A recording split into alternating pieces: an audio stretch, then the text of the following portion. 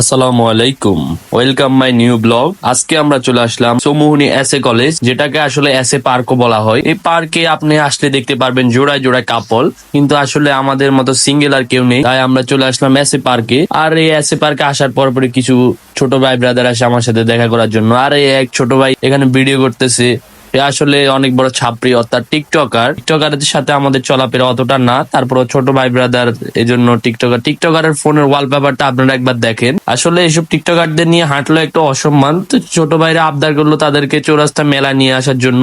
আসলে পকেটের অবস্থা খারাপ থাকলো, তারপরে ছোট ভাইদের আবদার, এই হচ্ছে আরেক ছোট ভাই। আর আমি দুই ছোট ভাইকে নিয়ে আসলাম। আর এক ছোট ভাই আবদার করলো সে একটা ঘুষি মারবে, দেখা যাক সে কত তোলে। আসলে ছোট ভাই ব্রাদার একটু আবদার করলে এগুলা পূরণ করা লাগে, তাই ছোট ভাইয়ের আবদারটা পূরণ করার চেষ্টা করলাম। ছোট ভাই আসলে অতটা জোর নেই শরীরে, তা দেখলে বোঝা যায় 825 তুলছে মাত্র। ভাই ব্রাদার মানুষ। আর এদিকে মেলায় আসার পর কিছু আপু বললো ভাইয়া আমাদেরকে নৌকায় উঠাতে হবে, তাই এই আপুগুলাকে নৌকায় উঠালাম। নিজের পকেটের অবস্থা খারাপ থাকলো, আসলে সকলের আবদার পূরণ করা লাগে। আর পিছনে আমার আরেক ছোট ভাই আছে, ওকে দেখালাম না, ওর অবস্থা খুব খারাপ, তাই ওকে দেখানোর চেষ্টা করলাম না। আর আস্তে আস্তে আমার অবস্থা খারাপ হয়ে যাচ্ছে, তাই একটু পরে এই ক্যামেরাটা অফ করে দেব।